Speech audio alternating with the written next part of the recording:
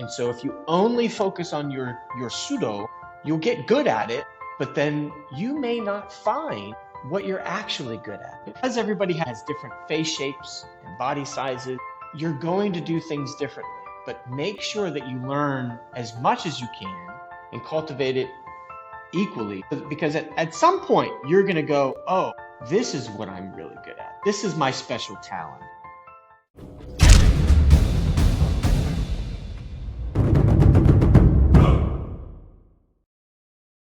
Sorry, I'm a little bit late. I apologize. That's okay. I expected it. I knew you had class. Thank you for coming right out of class to do this.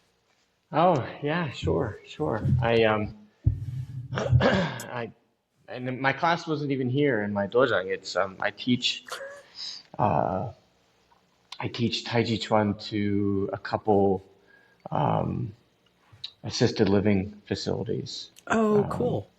So yeah, I was coming from one of those. So how, I've had people ask me, about doing that. How did you get that to happen? So the first one, I knew the lady who was in charge of like event planning, and she was just like, "We don't have a Tai Chi program. Let me get you a conversation," and it was really that easy. The second one,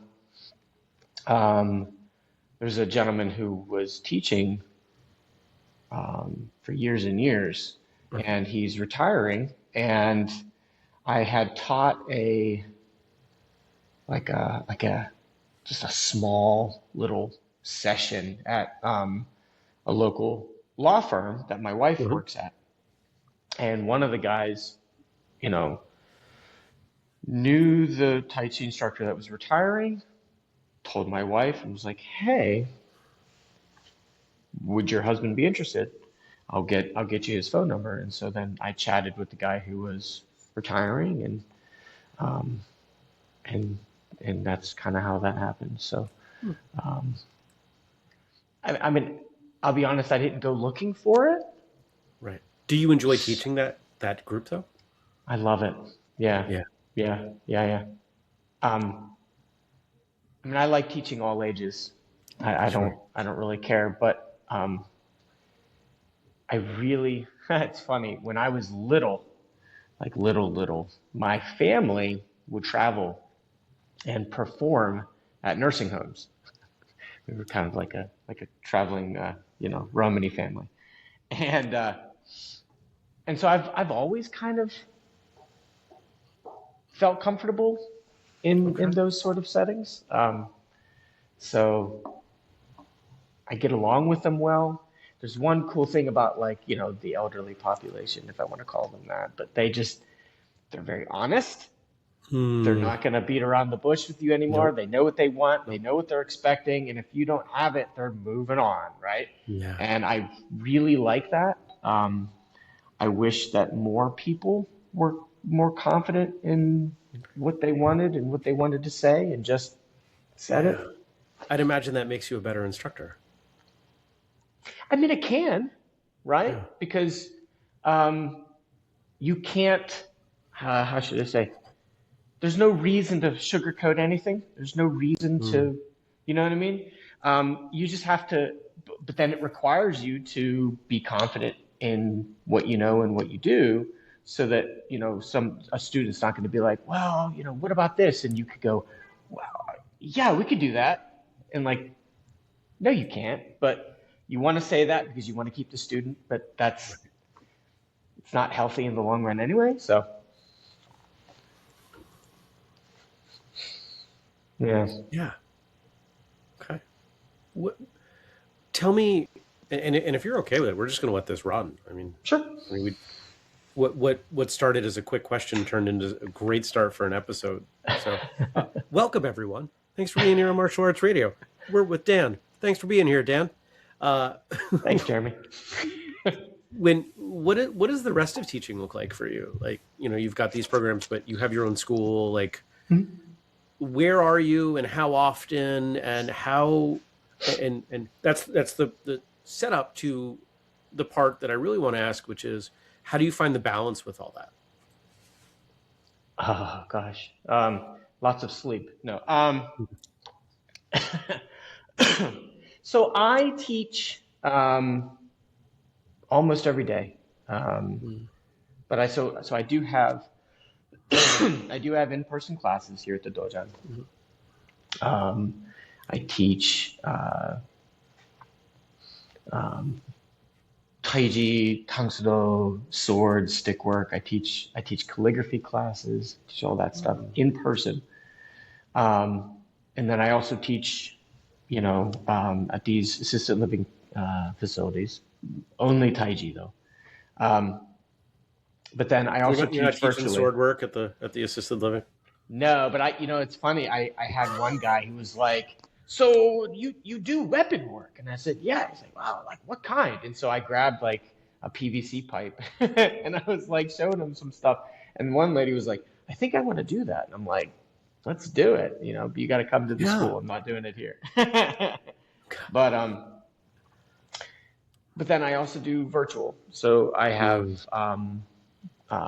quite a few students that are not here in my city, and we train virtually, either Facebook video chat or Zoom Mhm. or whatever.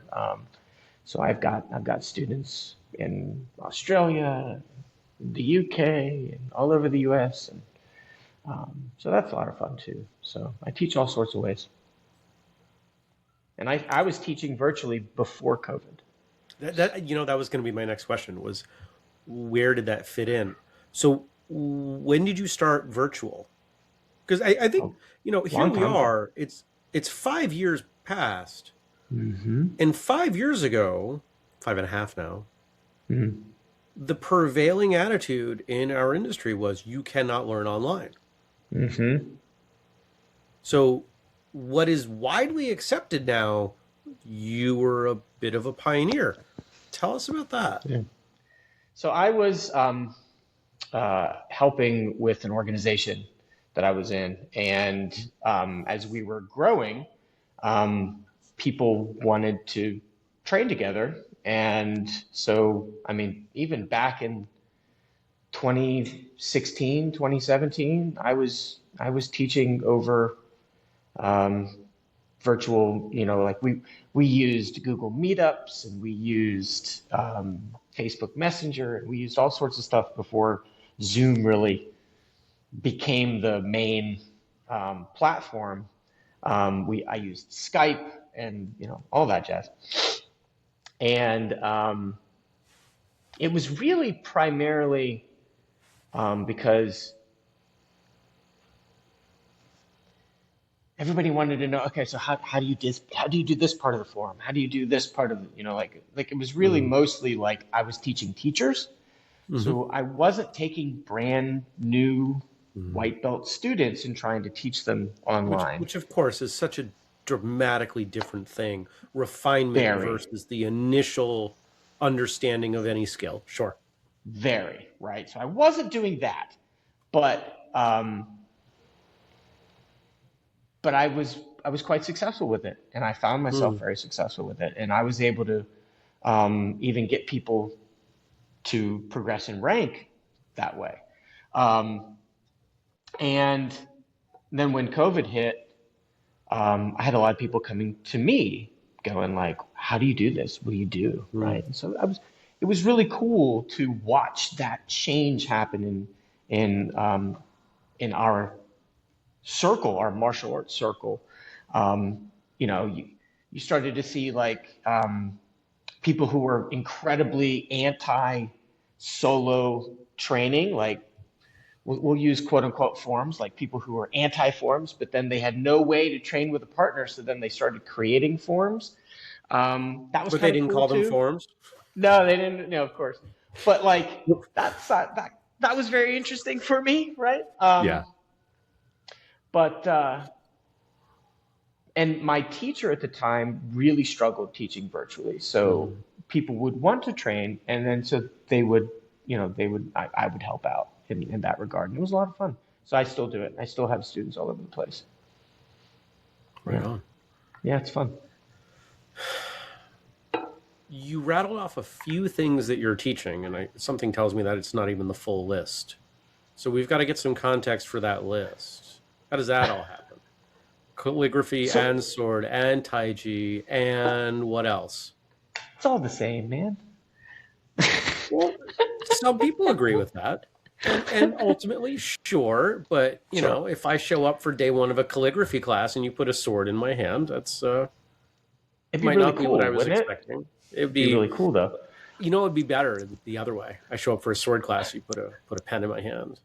I'll put a calligraphy brush in your hand if you're doing Tai Chi as well.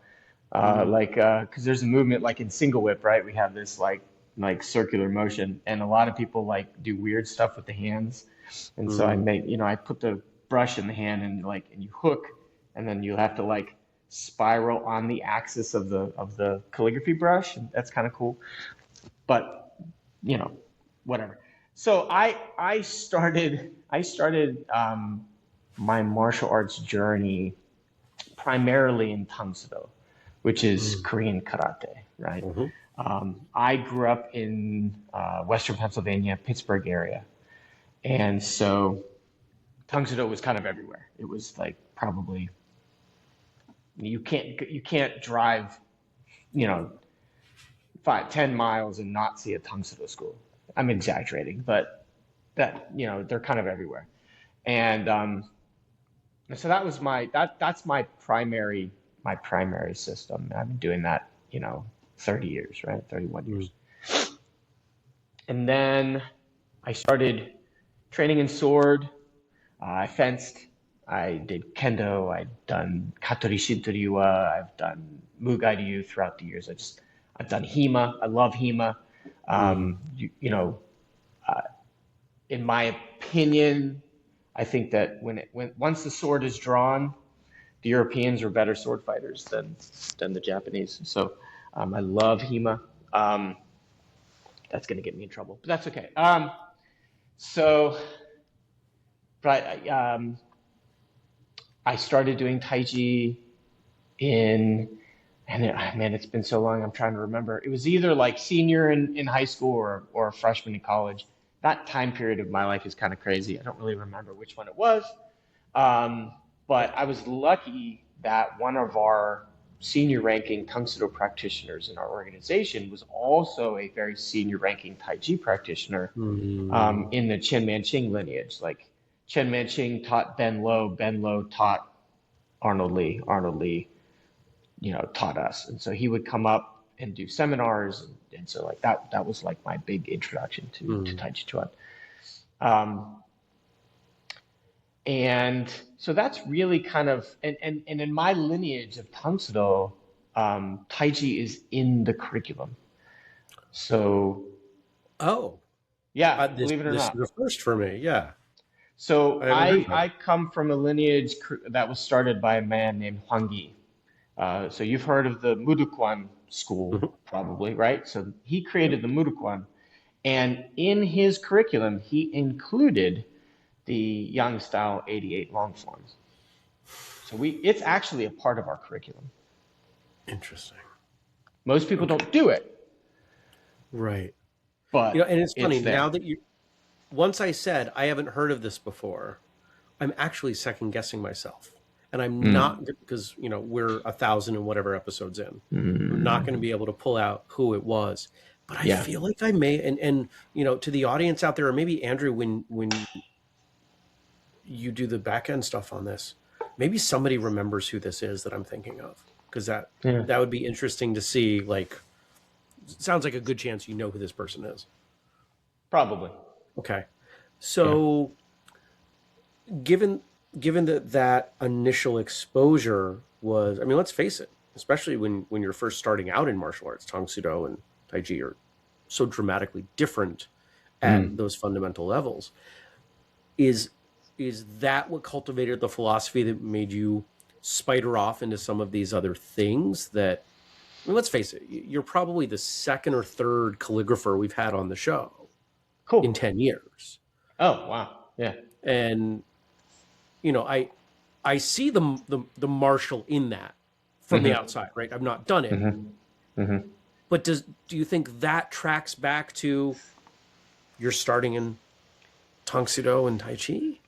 I mean, I'm not going to say that they're not connected, right? Because I think that would be disingenuous. But I really, the reason that I wanted to start calligraphy was because I wanted to know what things said, right? Go to the school and there's things written in Chinese and Korean all over the place. And I'm like, what does that say? What does that say? What does that say? And then I want to be like, I want to be able to write that. And so even as a kid, I was learning Korean, learning Chinese. And so I wanted to know how, I wanted to make that.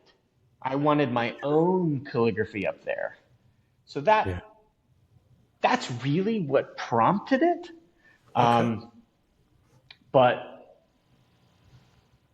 as you progress in martial, things start to integrate and intertwine just in general. So, I think everything that I do now, and I think this is arguably true for every martial artist, like everything that you do has some form of martial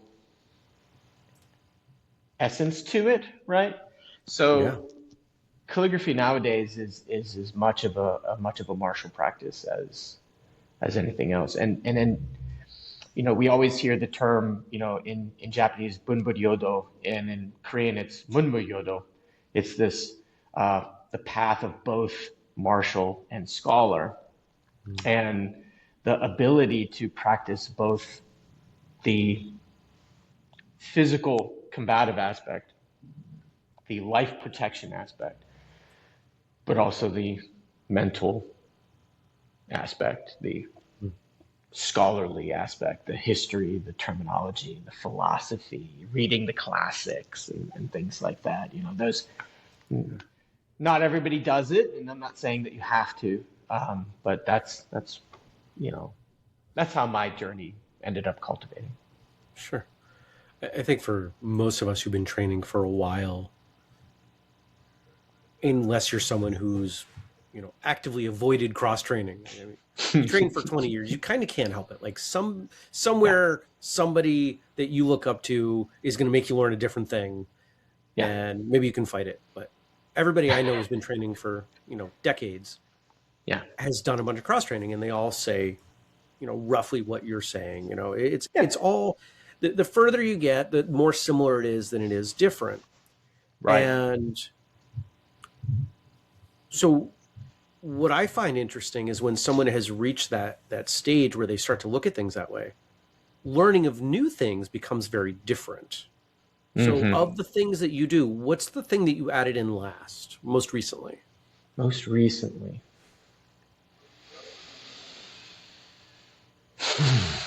most recently. Hmm. So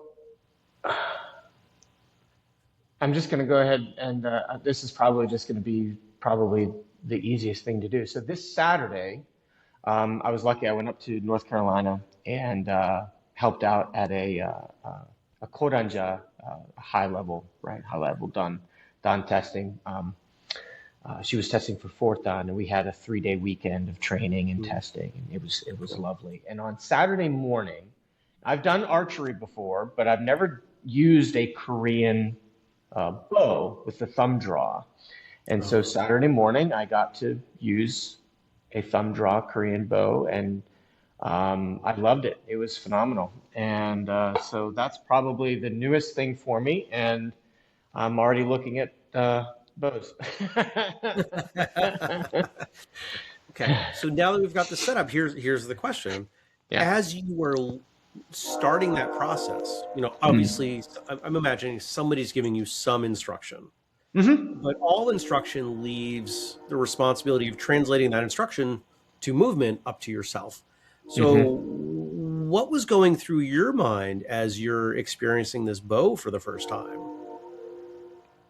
Oh, well, just kind of like everything, you have to worry about bigger movements first, and then things get smaller. So one of the funniest parts about it was my biggest struggle was this small movement of holding the thumb draw. And so I once I figured that out, the rest of it kind of, it kind of came. But what I enjoyed most about it was,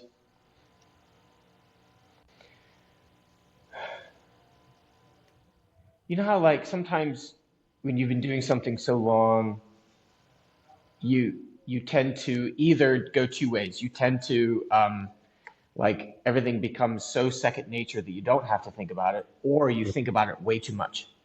Mm-hmm. The archery was right in the middle. Hmm. I was able to take a moment and think a whole lot and then not think at all. And that was super, super just amazing. It was my favorite thing about it. I was able to have that sort of balance. You know what I mean? That was my favorite part, man. I love learning new stuff. Mm-hmm. I love, because it's for me at this point, it's not even about technique, it's about philosophy. Right? Mm-hmm. When someone's going to show me a combination, and I've done those moves before somewhere along the line. And I've probably done them in the way they're putting them together, but I've probably not done them with the same thought process they have. And I'm like, Right. oh. And what I love about that is I can take that, if I can internalize a bit of that approach, I can run everything I know through that approach. Mm. And then I can run everything else I've learned and the other approaches. And what if I combine these two, right? So it becomes, I like the metaphor of recipes. Everybody's kitchen has flour and sugar and water and, right? Like there are only so many foods you can do. But Right. just look at what you can do with wheat flour, sugar, and butter. Right. Like it can be a biscuit, it can be bread, it can be a croissant. Like all of those are so different. Mm-hmm. It can be a donut. Mm-hmm. And there are And times where how it's then given, how it's plated, how it's yeah. finished, how it's, displayed, how it's sold, how it's, yeah. And they all have a time and a place. Like if you sit down Mm-hmm. at a nice dinner and you're expecting a roll on the plate or in the basket and it's a donut, Mm-hmm. I mean, yeah, it's a donut and that's good, but it's It's kind of not what weird. you It doesn't wanted. really fit. Yeah. And at the same point, you go to bite into what you think is a donut and it's a bagel. That's a disappointing bite, right? Yeah. Yeah. So, I love that. I love that idea. And and I'm sure, you've been doing this for so long and you've had so many people on your episodes. Like you must learn new things oh my God, a lot. this is my main vector for learning, is doing this show because people talk about things, and so Mm-hmm. what I think to a lot of people might be a fairly innocuous statement. You made the comment about putting a brush in a Tai Chi student's hand, and I don't know how serious that was, but that really resonated with me. Like, okay, Mm-hmm. that's an interesting concept. And I might go and I might play that out. And what does that look like? And what can I take from that? And so Mm-hmm. I do that 10, 20 times an episode across a decade. I've got a lot that I get to bring in. And I actually started a school, not so much because I wanted a martial arts school, but because I needed a test ground with guinea pigs. Yeah. And it's kind of wild, some of the stuff that we do and more so that we don't do, and it Yeah. all tracks back to what people have said on this show. So who has been your, okay, maybe this is a hard question for you, but if you want to do like top five, that's fine. But who's your favorite person that you've interviewed? I can't do it because it changes, right? It's Uh-huh. like it's like music, Okay. right? Yeah. When you think about music, your mood dictates Mm-hmm. and context dictates. And Mm-hmm. what if you what if something's been in heavy rotation and now it's fallen a little out of favor, right? Right. I have, and I'm not going to give you this list. There are episodes that I did not enjoy doing. There are guests that made me pull teeth, right? They giving me one word answers. That's tough. Oh yeah, gosh. But so who has given? So let's say just off the top of your head. I love how you flip this. Like I'm even going to let you do this for a little while, but we are going to come back to you. Well, this is the first time we've met. That's right. This is the first time we've met. That's right. So this has to be a conversation. I appreciate that. Well, and I'm also very interested in you. So when in your current state of your training and your learning, right? Can you think of something incredibly profound that somebody has said that you've taken back and you've played with in your school and you found that it was incredibly beneficial? Yeah. And this has come up a couple times on the show, and I'm embarrassed that I don't remember who said it, but somebody made the statement that the more material, and they were talking specifically about forms, that you ask students to learn, the less well they will know any one of them. And that hit me like a ton of bricks, and that is probably the single most revolutionary idea I took to from the show into my school. We have 5 forms in a karate school. Nice. I love it. And that's it. Yeah. Because we don't need more, right? And because instead of asking my students to memorize 50 things or 15 things or 10 things, they've got to memorize 5. Yeah. And they get to know each one of them a lot more intimately. And we get to the good stuff, the deep stuff sooner.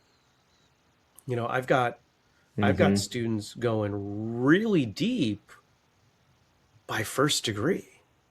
They've got to take Pinyon Shodan and go super deep with it.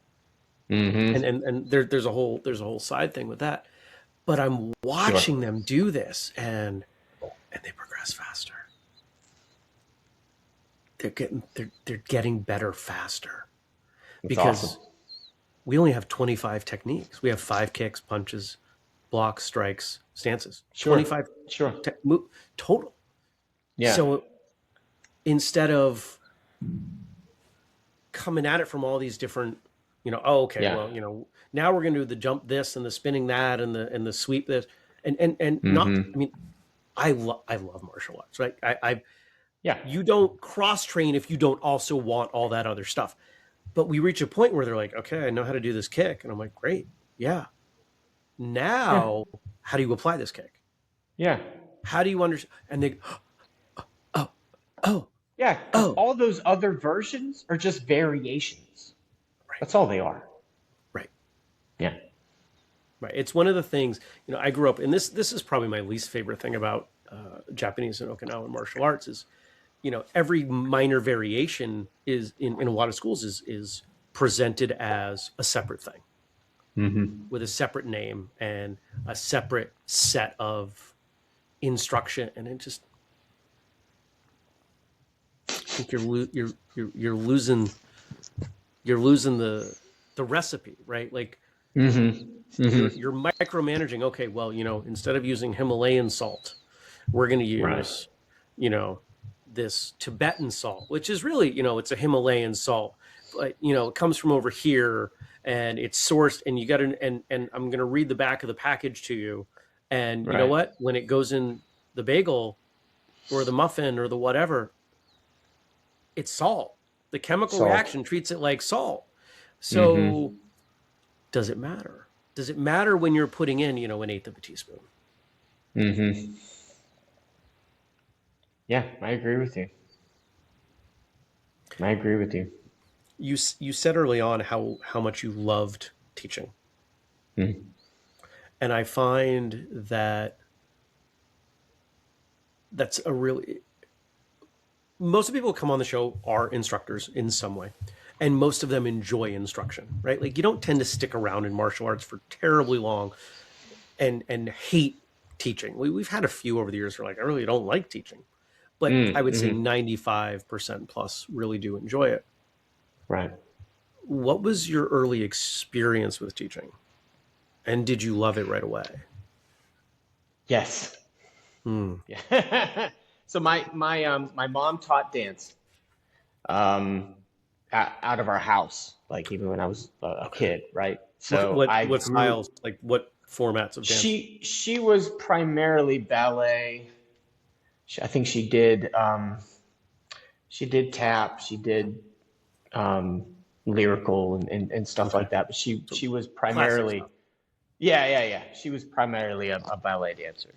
Okay. Um, and so I grew up in and around Mm, instruction and performance and, and all of that. Um,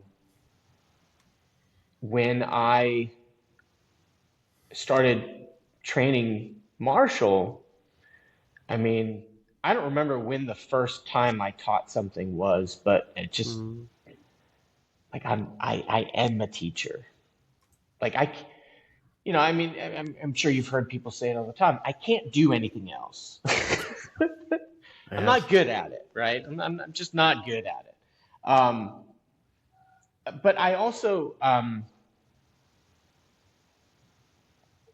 teaching to me is one of those things where um,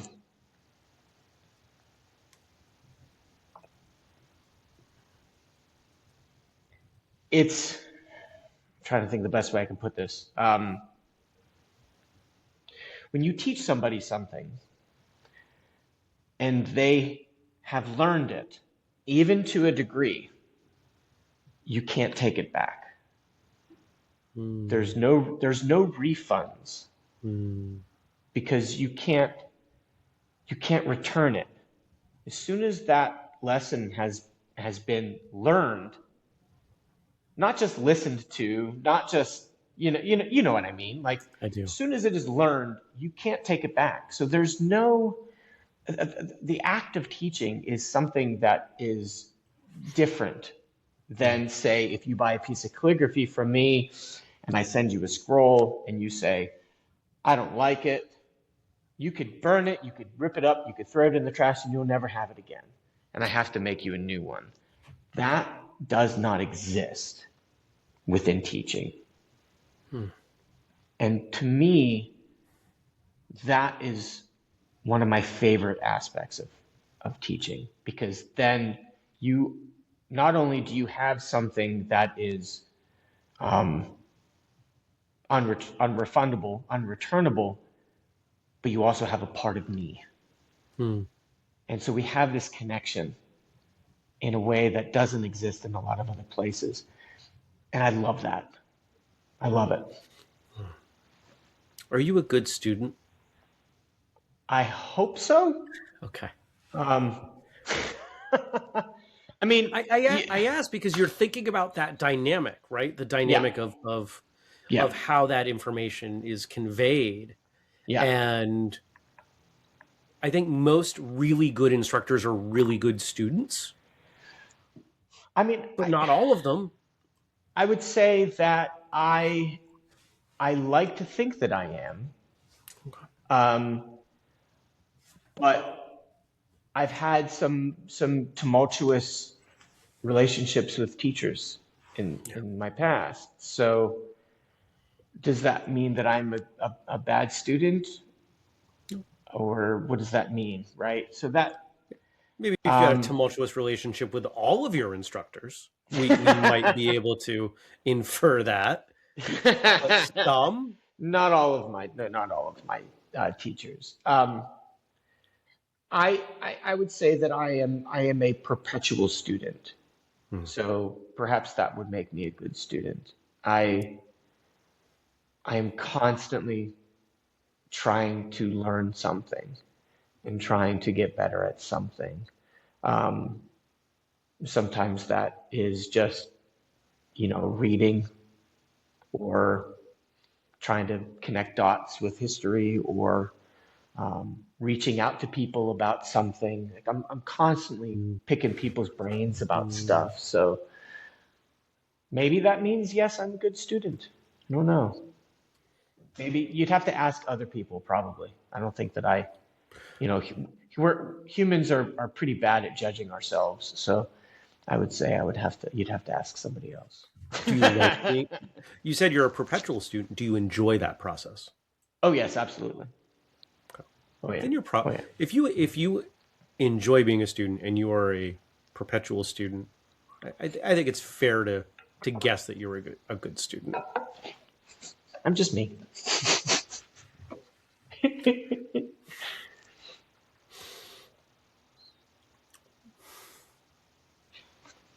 How did no, I'll just ask the easy version of the question. How, when, why did you start training? We haven't gotten there yet. Usually we get there organically by this point. If I don't, I gotta shoehorn it in.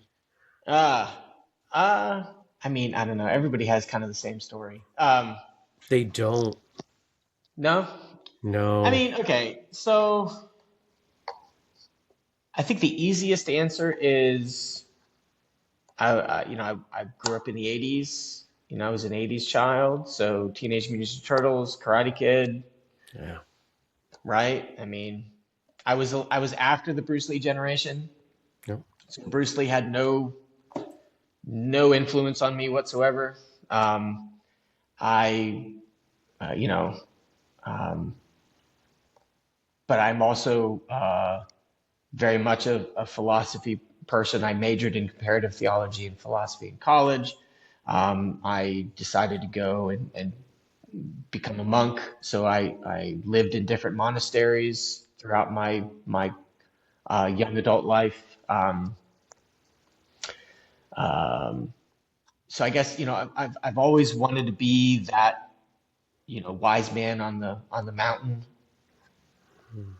sort of, so to speak. Um, and now I'm just a crazy man in a.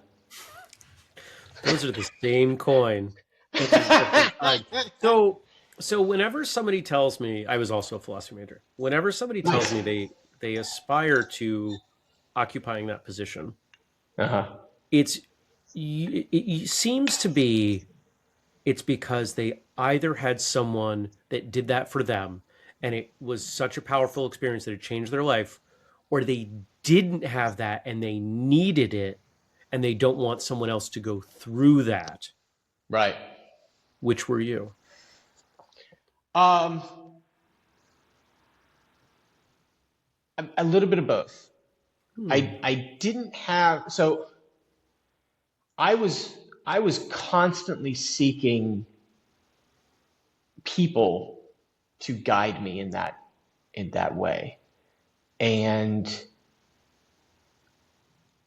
I kept finding people that would guide me in a certain aspect of it, and then others who would guide me in another aspect of it. Mm-hmm. But never fully. So I decided that I wanted to be that person for other people if they so choose.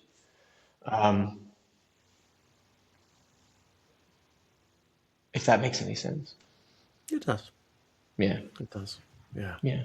It's the philosophical approach to martial arts, right? Like if you dig back, especially if you go in like the first 100 episodes, I didn't have a good lens to approach this as a martial arts interviewer. So I defaulted to philosophy, right? So I would ask philosophical questions and we tackled a lot of really interesting things about ego and everything else on the show. And I think it's ultimately, I think that's the stuff that the physical skills are supposed to give us the time and the opportunity and the connections to explore. Right. One of my favorite sayings, I haven't said this on the show in ages, but if you break down the term martial art, the noun is art. Martial is an adjective. What we do is a type of art. And if that is true, then And, I've got my definition of art, but whatever we define as art becomes really important. Because otherwise, you can't have the adjective without the noun. Sure. It just sits there. Sure. Yeah, and you have to be careful. And I don't want to get too into the weeds with it, but We the love weeds term on that this we show. the term that we I'll normally get you a lawnmower if you want. all right, cool. The term that we normally use for art, especially in Asian martial arts, whether you want to call it jutsu or sul or shu, however you want to call it, but it's that Chinese character, right? It doesn't mean art like fine art. It means art like a method. So we have to be very careful that we don't look at martial arts as a fine art, as something that is aesthetically beautiful or something that is. Do you know what I mean? It really is just. I do, but I want you to keep going. Like I'm. So see, this is a it great means, example. You asked me before things that get me thinking. You're going there. I love it. So there is a specific there are specific words in these languages for fine art, right? There is a different word for that. So in martial art, it's more about the techniques used for martial, not necessarily artistic. So what I really am trying to say is we have to be careful not to think that it can be incredibly subjective and incredibly artistic. It needs to still function. For instance, if I think about so the Chinese character for hand, right? Hand. If you were to say Tang Su, right? Tang Su or karate, it means or Todi, right? It either means Chinese hand or it means empty hand. But if you take the old Funakoshi's original books, it's Chinese hand method, right? Todi Jitsu, right? So this is the methods of Chinese hand. But if you take Chinese off and you just have Teijutsu, just hand method, those two words mean surgery, right? So it's more of a method of using the hands. It's not so much of an art. So you could think of it like when you do make your recipes, there's a method of kneading dough. There's a method of using the hand to knead the dough. There's a method of whisking. There's a method of making rice. But it's not necessarily like fine art. Sure. If that makes any sense. It does. It does. I see what you're saying. Where challenge is the wrong word, but where there's a piece that I think fits in here too, where there's a personal element to it. You and I can train in the same art, same instructors, same classes, same drills, and how we express whatever we're learning is still going to be a little different.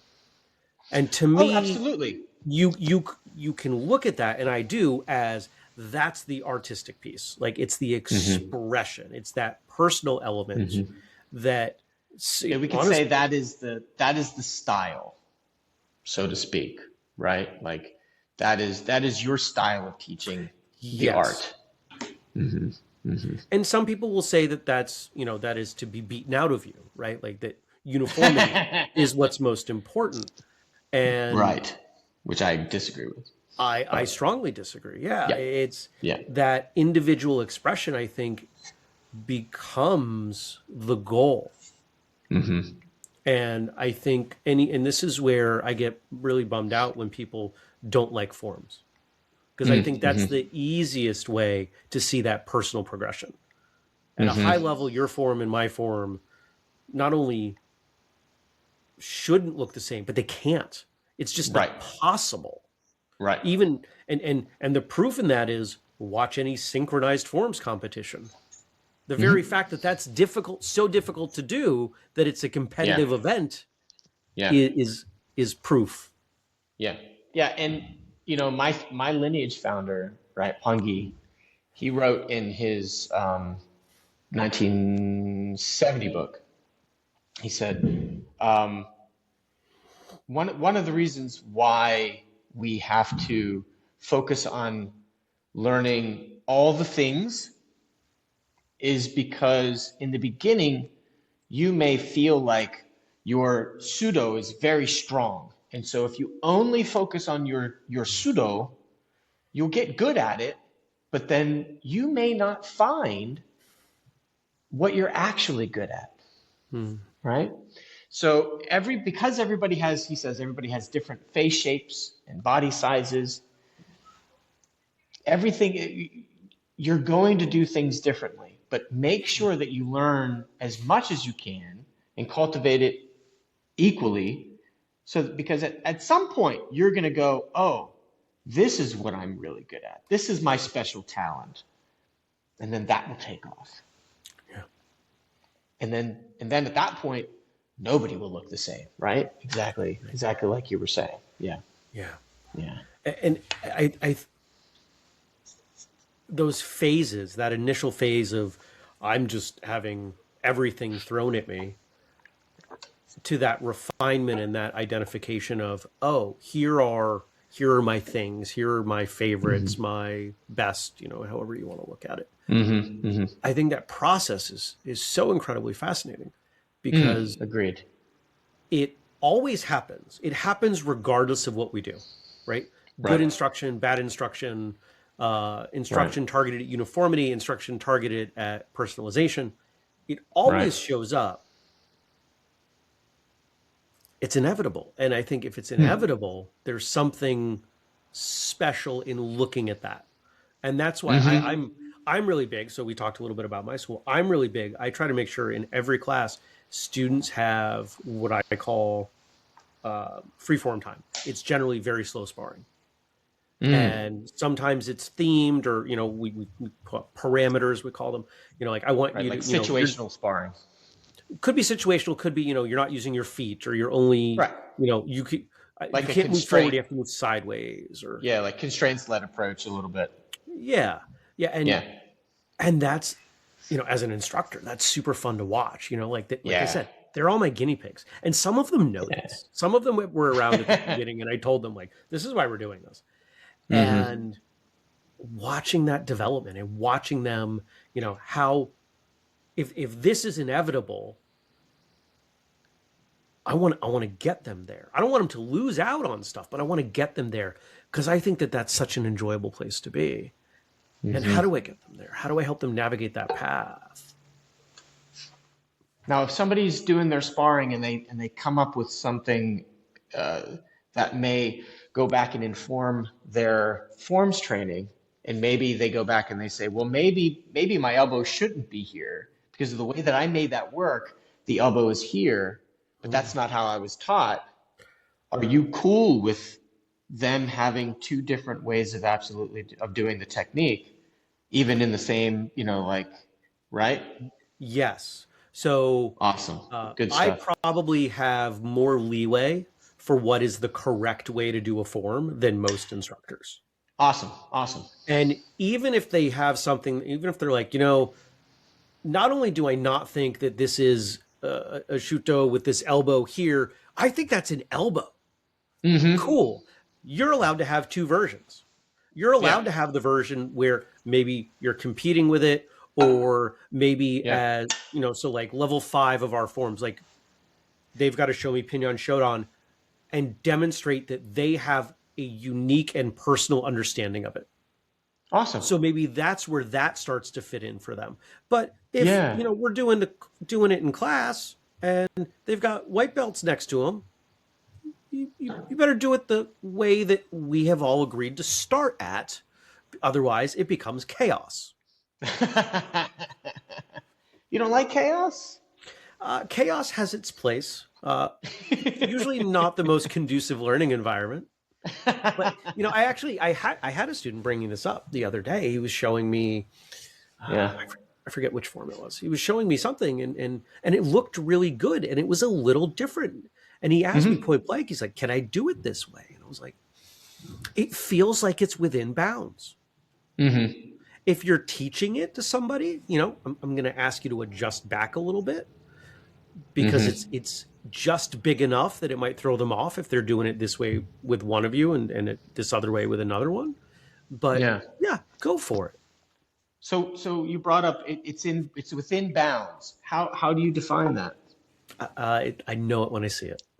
I don't So know. I define it. I define it as does it meet the objective?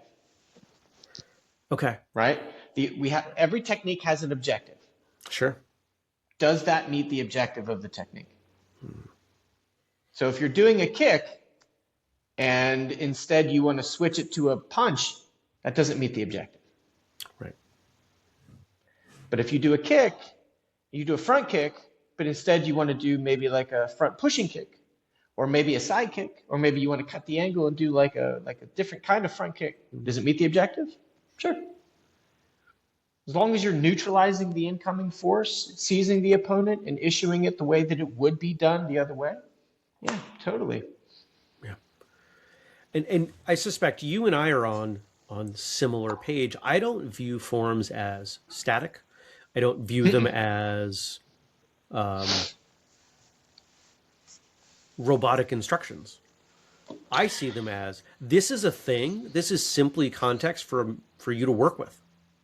Because if I tell you, go home and work on your stances. Okay, well, which stances? In what way do you want me to work on them, right? Or I could say, go home and pick your favorite form and do your stances super low 5 times. That's a simple set of instructions because we put in the time for the forms. And I can come up with probably dozens. Right. We did an episode once, I think I had 25 ways that you could practice your form, right? And you probably have a bunch of them. Absolutely. And it's really nice to have that simple, relatively simple set of instructions that they can apply that becomes their starting point for all this other training. Yeah. Yeah, I feel the same way. Forms are stuff that they do at home. Drills are what we do in class. Like we may do the form a few times, but then we're going to do some drills and we're going to talk about how those drills are congruent with the form work. And then when you go home, I'm going to be like, so you had this little issue with the partner drill. Go do this section of the form and think about that partner drill. And then they have something to work on at home. It's we were talking earlier about, when we could not touch each other, what did we have? Right? That's what they're for. Yeah. I love it. I love your idea. Where are you? I think you said driving north to Carolina? I am in the middle of South Carolina. I'm in Columbia. Okay. Yeah. Always been there? Nope. No, I grew up in Western Pennsylvania. Oh, you said that. Of course. Yeah, just south of Pittsburgh. We moved here in 2012. 2012. Oh gosh, yeah, it's been a long time. Yeah, I'll never move back up north. No? Snow? I don't like the cold. And it's cold right here now. Like it was like 30 degrees this morning, and I had to leave, and I was not 30. Happy. I woke up this morning. This morning it was 4. Oh my gosh! Where are you at? I'm in Maine currently. I primarily reside in Maine. This is the coldest start to December we've had in who knows how long. It's up to 18 right now. You might hear the furnace in the background. Typically, I will turn off the furnace while I'm recording. I am not doing that today. It is I not don't happening blame when you. it's 18. No. Don't blame you at all. That is cold. Yeah. Did you write a book? Did I see that in the notes? Write a book. Tell us about writing a book and your book. So, over the past like 10 years or so, I've been diving into my lineage founder's Korean texts. There's some translations out there, like his volume 1, volume 2, and like there's a translation of his philosophy book and stuff. But when I went back and I started reading like his actual Korean texts, I started noticing that there was big differences between the Korean and the English. And so that piqued my interest enough that I really, really dove into it. And the differences were so big that I started heavily modifying the way I do everything. Do you have an example you're willing to share? The book here? Or you mean just an example of like... between those differences. So the biggest difference is how he says to breathe. So in Tai Chi, there's not a whole lot talked about breathing, but some of the most basic instructions, more of an observation, is when you breathe in, energy rises, and when you breathe out, energy drops, energy sinks. So when he says to do certain techniques, the way that he says to breathe is often opposite of how most people do it in his lineage. And then, you know how like when we break down forms for instruction, you know, it's like turn, low block. Then, you know, and then you step in and you punch, right? These are good for instruction, but those two movements are actually one movement.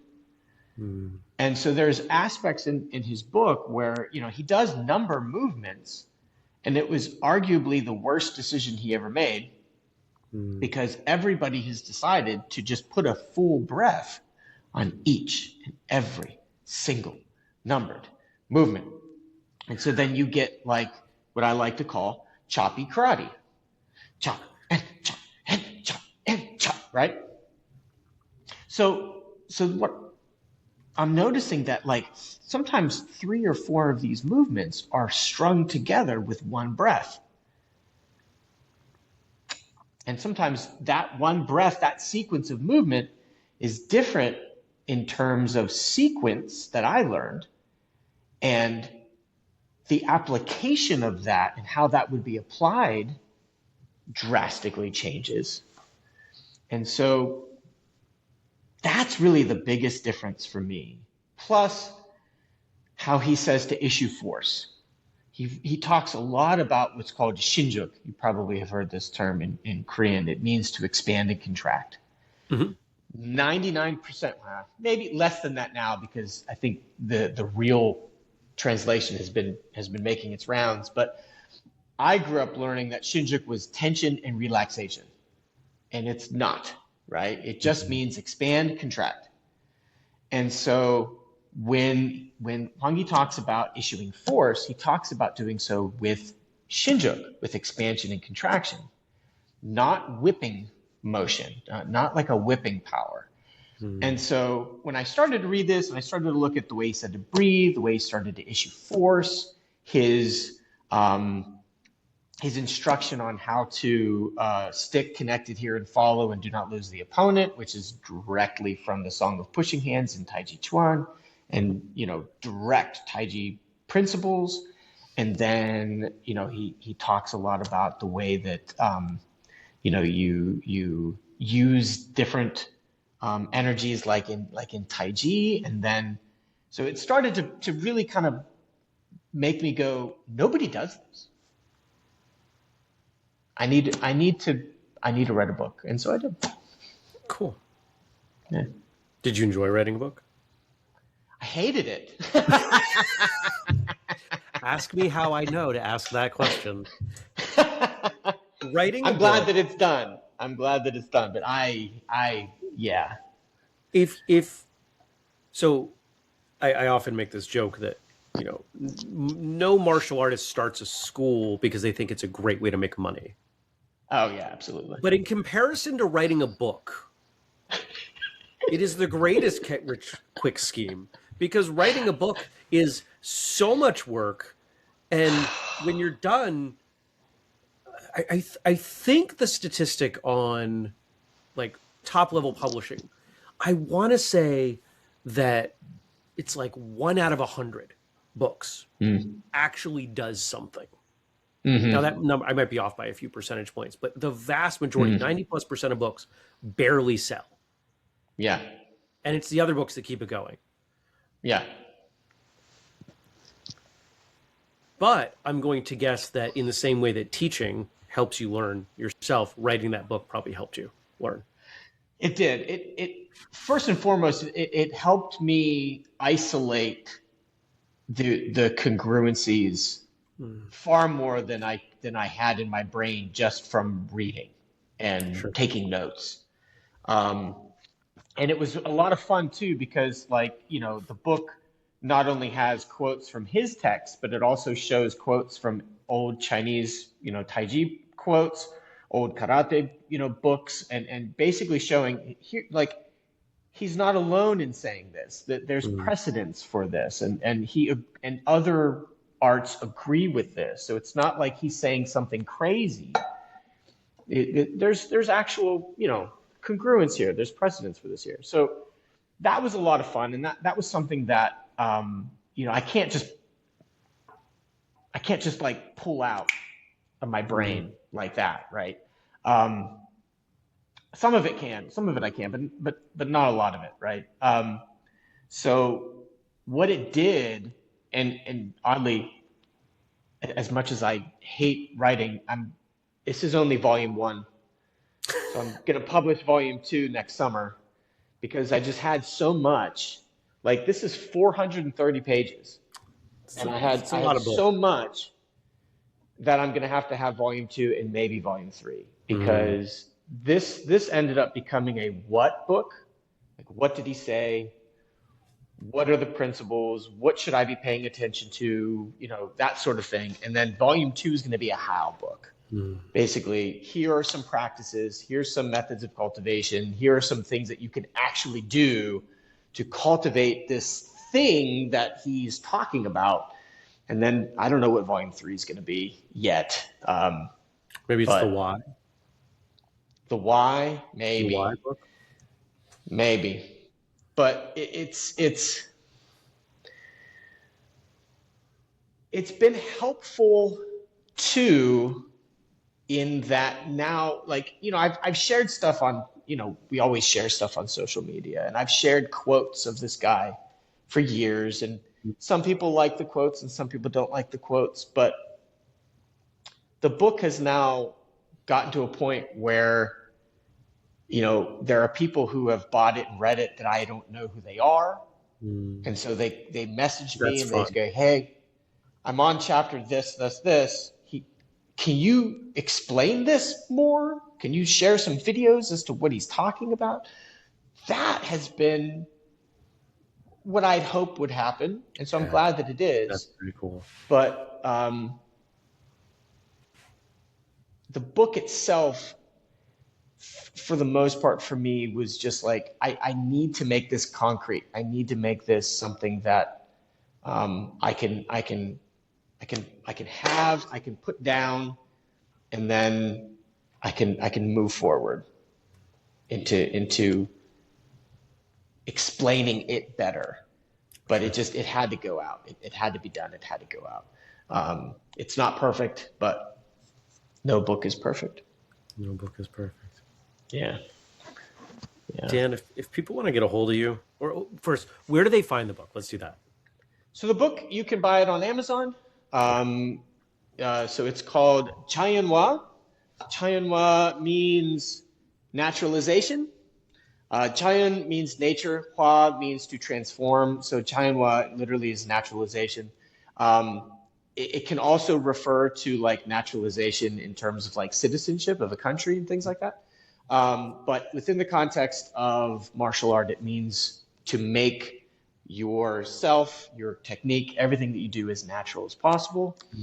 Huang Yi's whole point was to develop and cultivate himself and us as Jianin, natural people.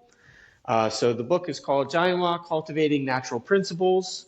You can find that on Amazon, and you can find me on Facebook. My name's Dan Bernardo, and Instagram. I have way too many Instagrams. I just realized that. So I have like my Instagram, and then I have the Instagram for the Dojan, which is called Well Within Martial Arts, and then I have an Instagram for Jianhua, the book now, and then I have an Instagram for my Tungsudo Training Initiative, which is a Tungsudo like group that I run. I don't want. It's not an organization. It's not a federation. It's not a union. It's like there's no Kwanjang. There's no. You know what I mean? It's like a study group almost, right? Oh, cool. I have a Google Classroom that you can get access to that has tons of stuff on it, right? So we've got members all over the world. The majority of the people that I was talking about earlier that I teach via Zoom and stuff, they're all initiative members, right? Nice. So that's fun. So I've got that. I've got an Instagram for the Italian stick work that I teach, which I didn't talk about, but it's okay.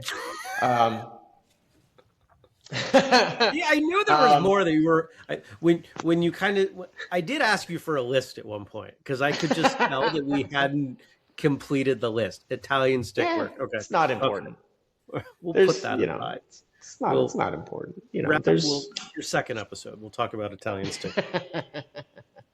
So yeah, you can look up any of those things and you'll find me. Okay. So here's what we're gonna do now. I'm gonna give the audience there was no intro, so an outro with some intro elements. This was fun. I love rolling, like I would call it like hot roll into the conversation. It always goes better. Not every guest can handle it, right? So good job. Good job. Thanks for doing that. Yeah, good times. And after I'm done with that, I'm going to throw it to you to close, and you can, whatever it is you want to say, however you want to wrap this up. That'll be your job in about 30 seconds. Yeah. So to the audience, thanks for being here. Thanks for spending some time with Dan and I.